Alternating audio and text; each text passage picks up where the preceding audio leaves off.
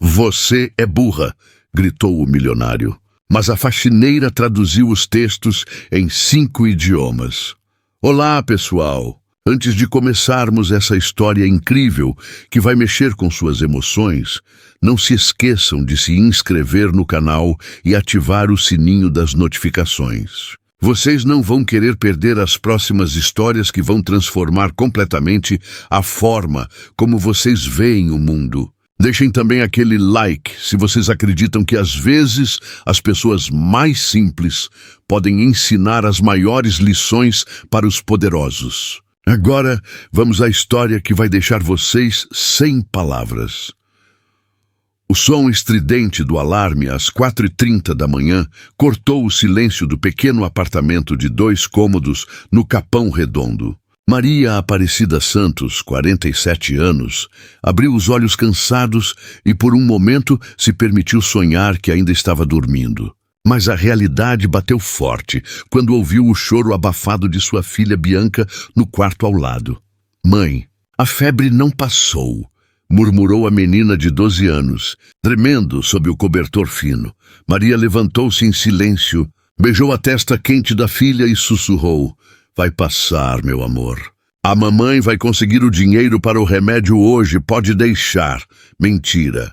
Era a 3ª mentira da semana. O salário de faxineira mal cobria o aluguel e a comida básica. Os remédios para a pneumonia de Bianca custavam quase metade de sua renda mensal. Maria olhou no espelho do banheiro minúsculo e viu uma mulher envelhecida antes do tempo, com mãos ásperas e olhos que já não brilhavam como antigamente.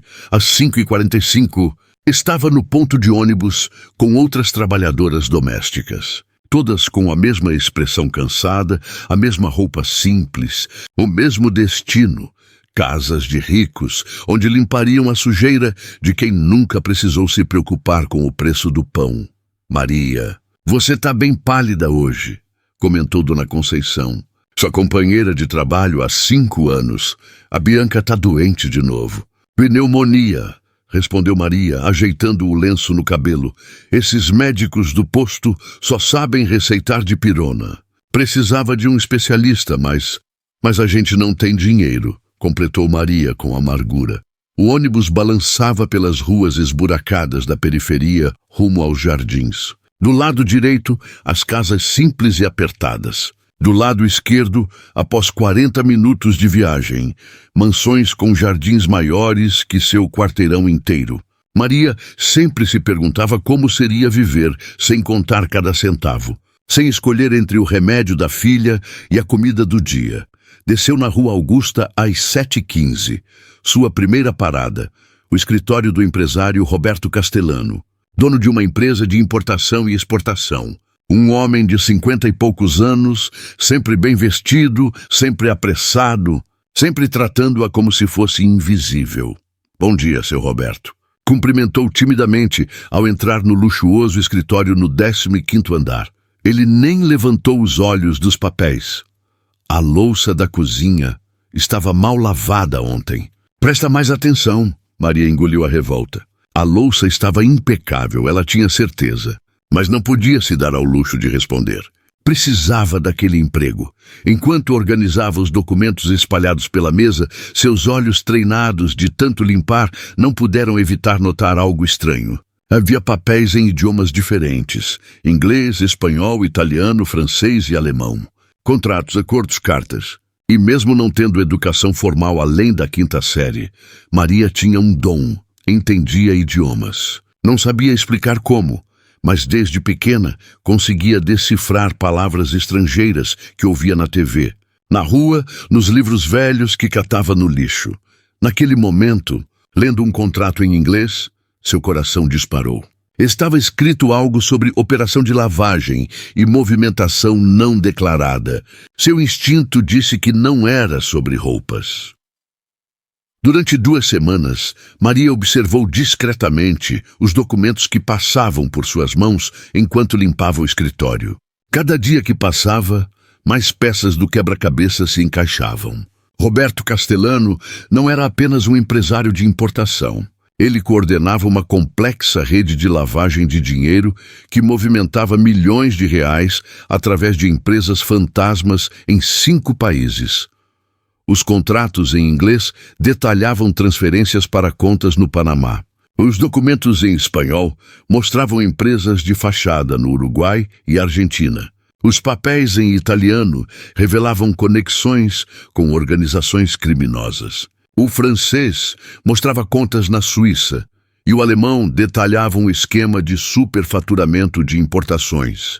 Maria sentia um nó no estômago cada manhã ao chegar no escritório.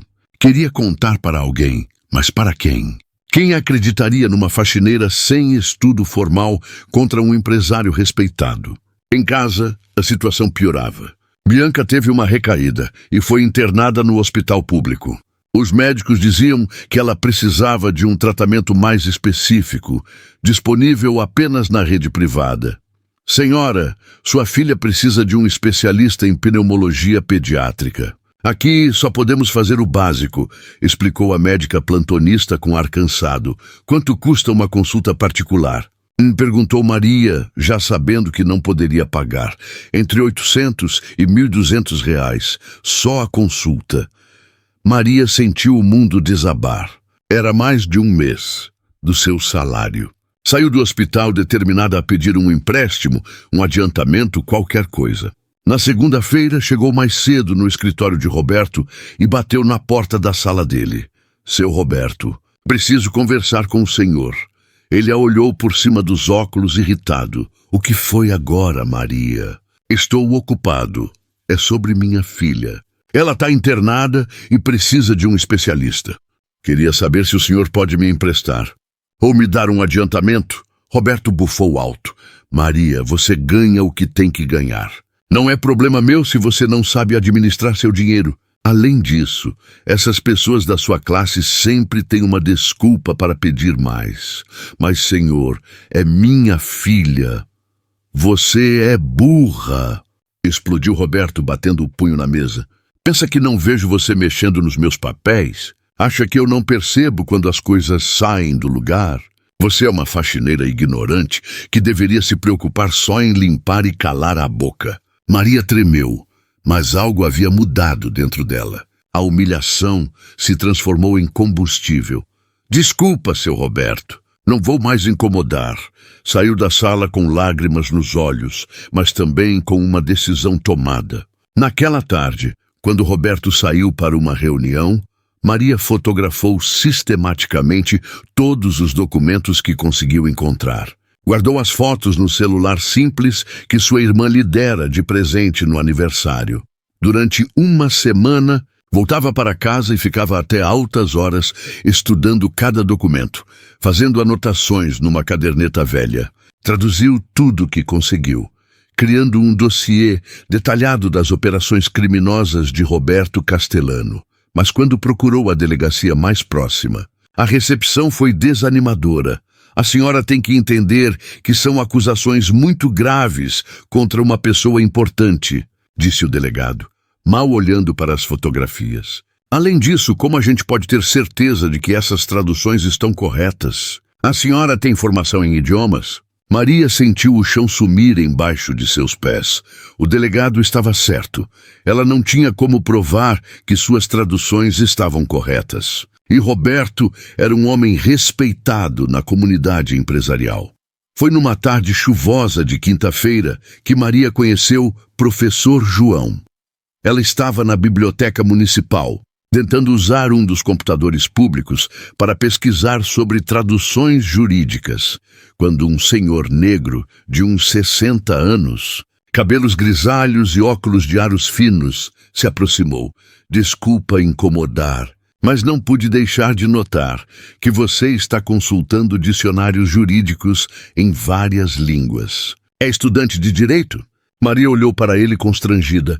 Não, senhor, É complicado. O homem sorriu gentilmente. Me chamo João da Silva, sou professor aposentado de idiomas da USP. Se precisar de ajuda... Algo no jeito dele a tranquilizou. Maria olhou ao redor, verificou se não havia ninguém conhecido por perto e sussurrou. Professor, posso confiar no senhor? Depende do que você precisa, mas sou uma pessoa de palavra. Maria respirou fundo e contou tudo. Sobre seu trabalho, sobre Roberto, sobre os documentos, sobre sua filha doente e sobre as traduções que havia feito. Professor João a ouvia com atenção crescente, fazendo perguntas pontuais. Maria, você poderia me mostrar algumas dessas traduções? Com mãos trêmulas, ela abriu a caderneta velha. Professor João pegou os óculos de leitura e começou a examinar. Seus olhos se arregalaram progressivamente. Meu Deus! Maria, suas traduções estão impecáveis. Melhor que muito formado que eu conheço. O senhor acha? Não acho, tenho certeza. E mais, você descobriu um esquema gigantesco. Isso aqui é um caso para a Polícia Federal, não para a delegacia comum. Maria sentiu uma mistura de alívio e medo. Mas, professor, quem vai acreditar em mim? Sou só uma faxineira. Professor João tirou os óculos e a olhou nos olhos. Maria, você pode ser só uma faxineira para eles, mas tem um dom raro. E mais importante, tem coragem. Quantas pessoas passaram por esse escritório e fingiram que não viram nada? Não sei. Muitas, tenho certeza. Mas você não. Você viu, entendeu e decidiu agir. Isso não é coisa de pessoa burra, Maria. Isso é coisa de heroína. Foi a primeira vez em anos que alguém chamou Maria de heroína. Ela chorou. Professor, mas e se der errado? E se eu perder meu emprego? Minha filha precisa de mim. E se der certo? E se sua coragem salvar não só sua filha, mas muitas outras famílias que estão sendo prejudicadas por esse dinheiro sujo? Professor João propôs uma parceria. Ele a ajudaria a formalizar as traduções, daria respaldo acadêmico ao trabalho dela, e juntos procurariam as autoridades competentes. Mas, professor, por que o senhor faria isso por mim? Ele sorriu tristemente. Porque eu também já fui subestimado. Maria, e porque acredito que as pessoas mais simples muitas vezes veem o que os especialistas não conseguem enxergar. Nos 15 dias seguintes, Maria e professor João trabalharam como uma equipe improvável. Ela continuava sua rotina normal de faxineira, mas agora com um propósito maior. Cada documento fotografado era analisado meticulosamente por ambos na biblioteca municipal após o expediente. Olha isso aqui, professor, disse Maria numa tarde, apontando para um contrato em alemão. Essa empresa de Hamburgo existe mesmo? Professor João pesquisou no computador. Não, Maria, foi fechada há 3 anos. Está sendo usada só no papel. As descobertas se sucediam. Eles mapearam um esquema que envolvia pelo menos 20 empresas fantasmas, movimentação de cerca de 50 milhões de reais por mês e conexões com organizações criminosas internacionais. Mas não foi fácil. Roberto começou a desconfiar da nova atitude de Maria. Ela estava mais atenta, menos submissa, e ele notou: Maria, você anda muito esperta ultimamente, disse ele numa manhã observando-a trabalhar. Cuidado para não ficar esperta demais.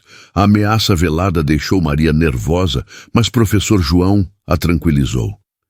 Ele está começando a suspeitar, mas ainda não sabe de nada. Continue normal. Enquanto isso, Bianca melhorava lentamente no hospital público. Maria visitava a filha todos os dias após o trabalho e professor João às vezes a acompanhava, levando livros e doces para a menina. Mãe, quem é esse senhor tão gentil? Perguntou Bianca numa tarde. É um amigo, meu amor. Um professor que está me ajudando. Ajudando com o quê? Maria hesitou. Com uma coisa importante, para que a gente tenha uma vida melhor. Professor João, que ouvia a conversa, se aproximou. Sua mãe é uma mulher muito corajosa, Bianca. E muito inteligente também. Eu sei, respondeu a menina sorrindo. Ela sempre foi. Durante esse período, eles também descobriram que Roberto não estava sozinho. Havia pelo menos 3 outros empresários envolvidos no esquema e alguns funcionários do próprio banco que facilitavam as operações. Professor, isso é muito maior do que eu imaginava, disse Maria numa noite, olhando para o monte de papéis na mesa da biblioteca. É por isso que é importante denunciar, Maria. Não é só sobre você ou sua filha. É sobre justiça, mas nem tudo corria bem. Uma manhã, Maria chegou no escritório e encontrou Roberto remexendo nos arquivos de forma suspeita. Procurando alguma coisa, seu Roberto. Ele a olhou com desconfiança. Alguns documentos importantes sumiram. Você não viu nada? Não, senhor. Que tipo de documentos? Contratos. Muito importantes. Maria fingiu indiferença, mas sabia que ele estava se referindo justamente aos papéis que ela havia fotografado. Roberto estava ficando paranoico. Naquela tarde, ele instalou uma câmera de segurança no escritório. É para nossa proteção, disse ele. Mas Maria sabia que era para vigiá-la. A partir de então, tudo ficou mais difícil. Ela não podia mais fotografar documentos ou mexer nos arquivos. Precisaria confiar apenas no material que já havia coletado. Professor, acho que ele desconfia, disse ela numa ligação noturna. Então chegou a hora de agir. Maria, amanhã vamos à Polícia Federal. A reunião na sede da Polícia Federal foi tensa. O delegado Carlos Mendonça, um homem sério de uns 40 anos, inicialmente mostrou ceticismo quando viu Maria e professor João entrarem na sala. Vocês disseram ao telefone que tinham informações sobre lavagem de dinheiro envolvendo um empresário? Isso mesmo, respondeu o professor João.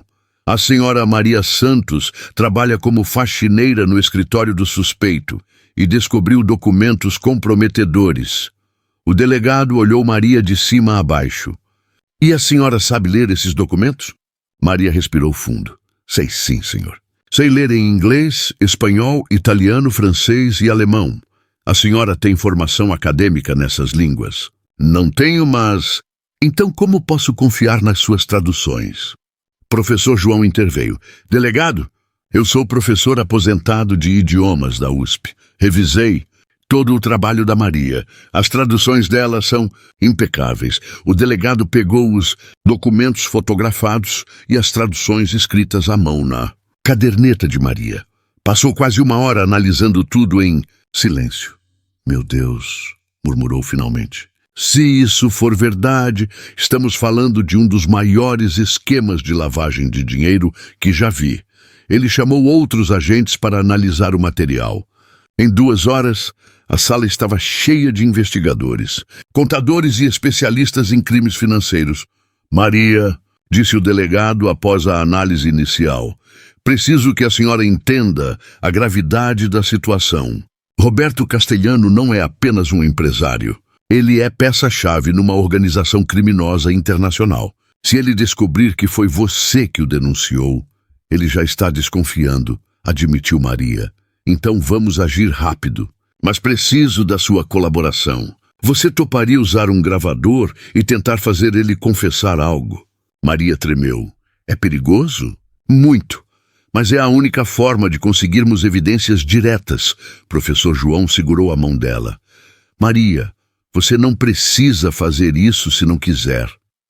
Maria pensou em Bianca, internada no hospital. Pensou em todas as outras famílias que poderiam estar sendo prejudicadas pelo dinheiro sujo de Roberto. Pensou na humilhação de ser chamada de burra. Eu faço. No dia seguinte, Maria chegou no escritório com um pequeno gravador escondido no bolso do uniforme.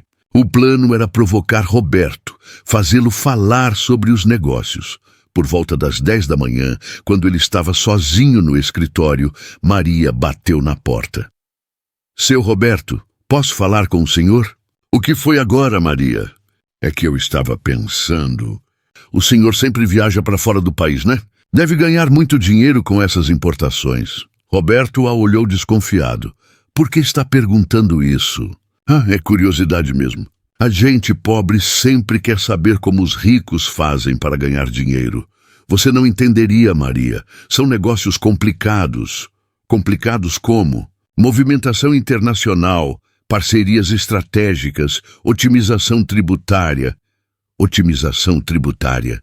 Roberto sorriu com arrogância. Você não saberia nem o que isso significa. É uma forma legal de pagar menos impostos. Ah, entendi. E essas empresas no exterior? Ele parou de sorrir.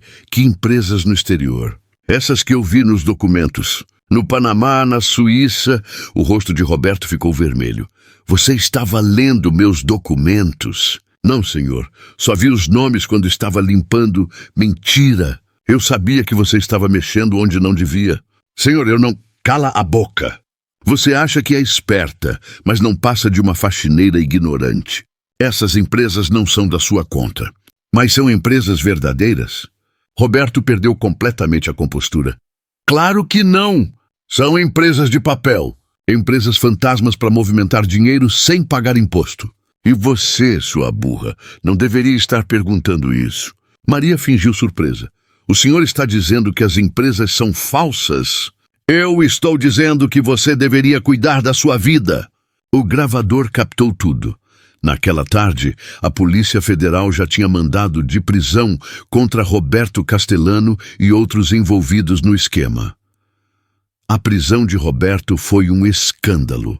Os jornais da cidade estamparam manchetes sobre o empresário respeitado, que coordenava uma rede internacional de lavagem de dinheiro.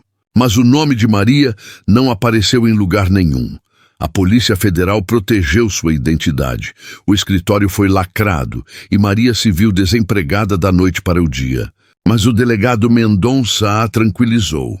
Maria, você vai ser nossa testemunha principal. E há uma recompensa significativa para informantes em casos como este. Recompensa? Sim, uma porcentagem do dinheiro recuperado. Estamos falando de milhões de reais.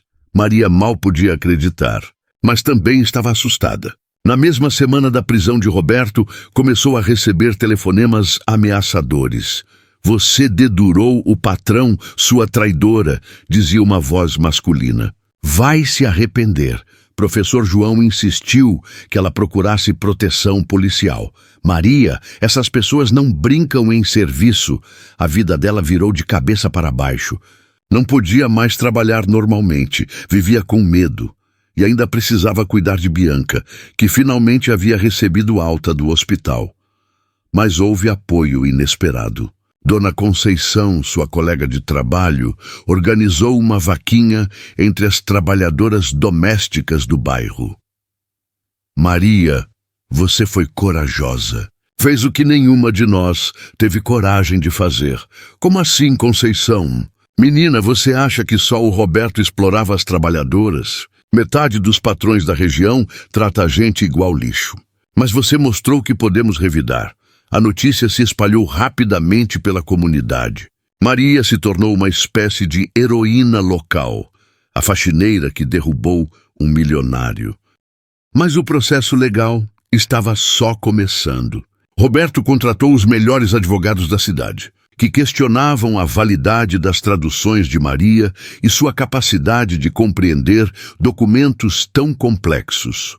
Como uma pessoa sem formação acadêmica pode traduzir contratos jurídicos internacionais? E argumentava o advogado de defesa no tribunal.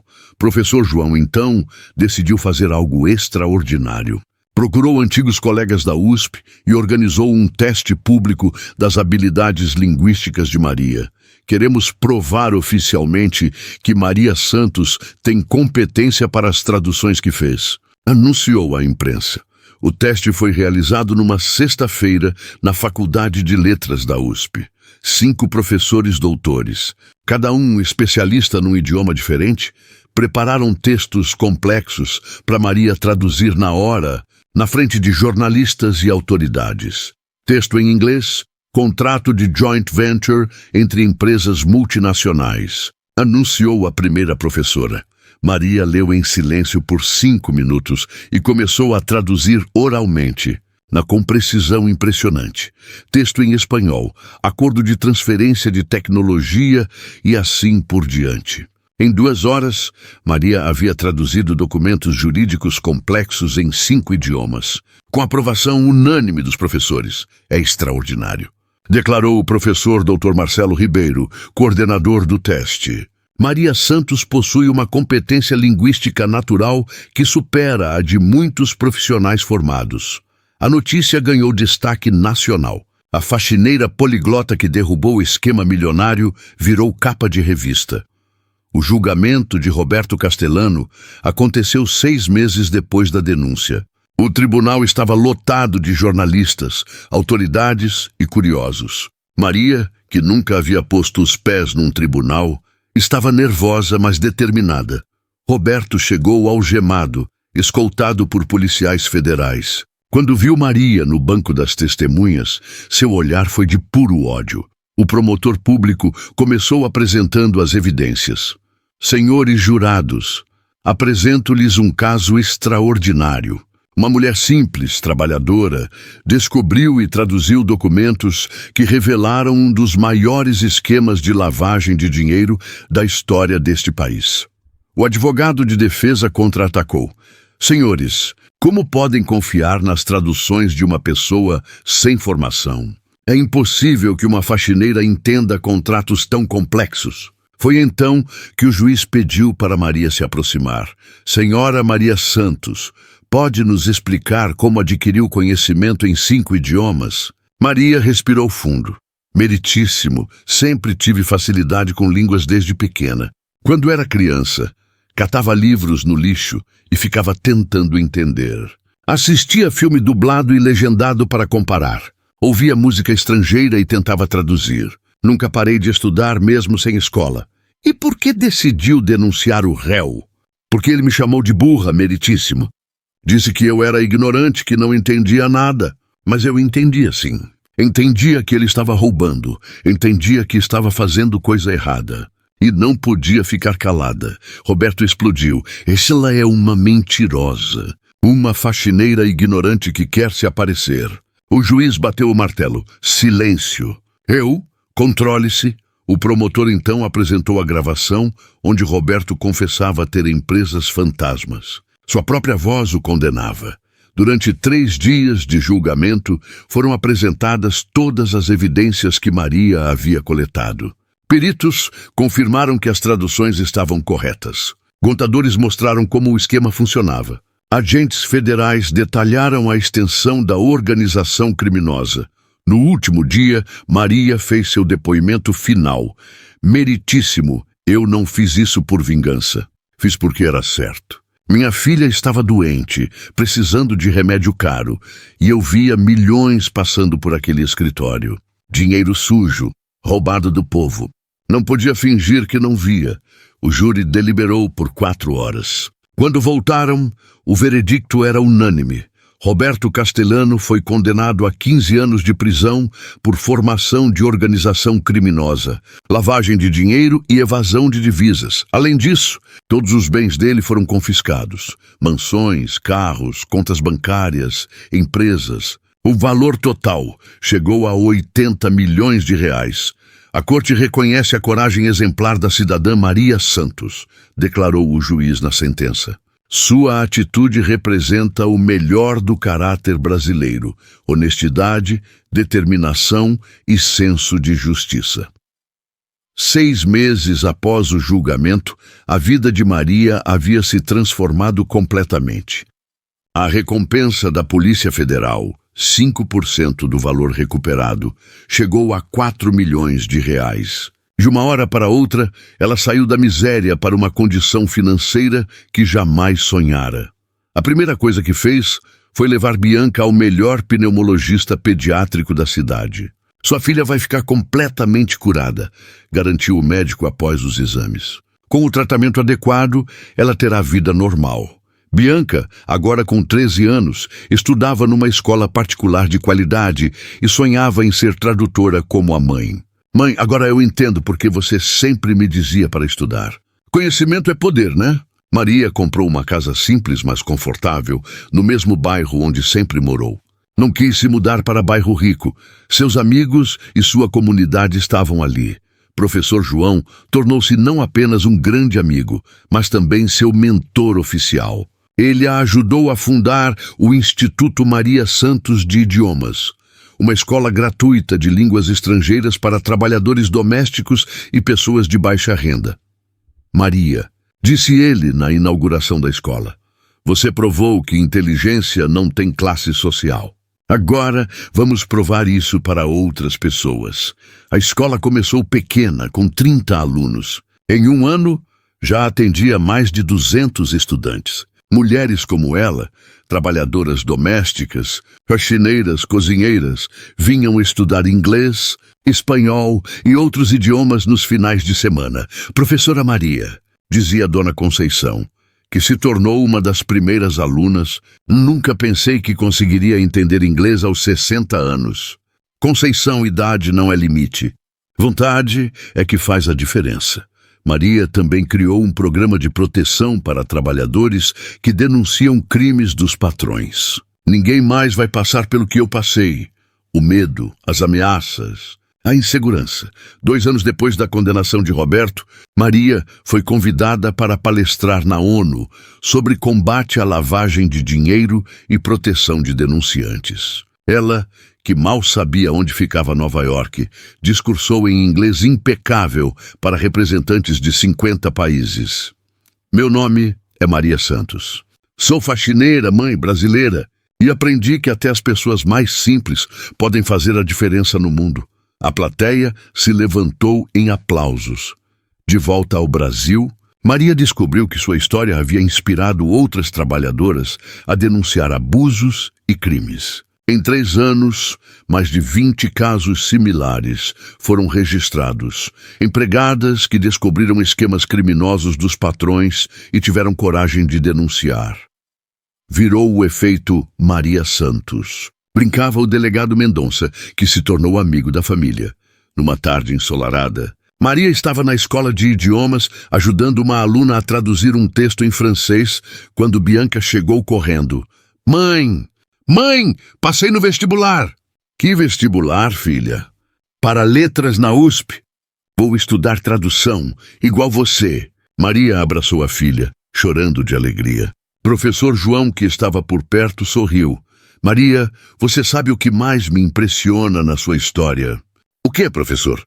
Você provou que Roberto estava errado. Você não era burra. Você era e é brilhante. E agora está multiplicando esse brilho. Maria olhou pela janela da escola e viu dezenas de mulheres chegando para as aulas da noite. Ex-faxineiras, ex-cozinheiras, ex-empregadas domésticas, todas com a mesma determinação nos olhos que ela tivera anos atrás, professor. Disse ela suavemente. Sabe qual foi a maior lição que aprendi? Qual? Que quando alguém te chama de burra, às vezes é porque tem medo da sua inteligência. 3 anos se passaram desde aquela manhã terrível quando Roberto gritou com ela. Agora, Maria recebia cartas de agradecimento de famílias inteiras, cujas vidas melhoraram porque o dinheiro roubado foi devolvido aos cofres públicos. Hospitais foram reformados, escolas receberam equipamentos, postos de saúde contrataram mais médicos. Tudo com parte do dinheiro recuperado do esquema criminoso. Mãe, disse Bianca numa noite enquanto estudavam juntas para as provas da faculdade. Você se arrepende de alguma coisa? Maria pensou por um momento. Só de uma coisa, filha. Do quê? De ter demorado tanto para ter coragem. No escritório da escola, emoldurada na parede, estava a primeira página do jornal do dia da condenação de Roberto. A manchete dizia: faxineira poliglota derruba esquema milionário. Mas embaixo, numa letra menor que Maria havia escrito à mão, estava a verdadeira mensagem. Para todas as mulheres que limpam a sujeira dos outros, vocês veem mais do que imaginam, sabem mais do que acreditam e podem mais do que sonham. Na gaveta da mesa, Maria guardava uma carta que recebera na semana anterior.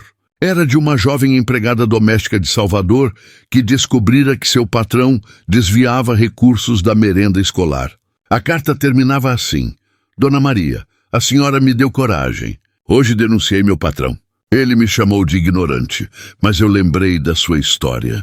Não sou ignorante, sou inteligente e vou provar. Maria sorriu, guardou a carta e voltou a preparar a aula da noite. 45 mulheres esperavam por ela na sala ao lado.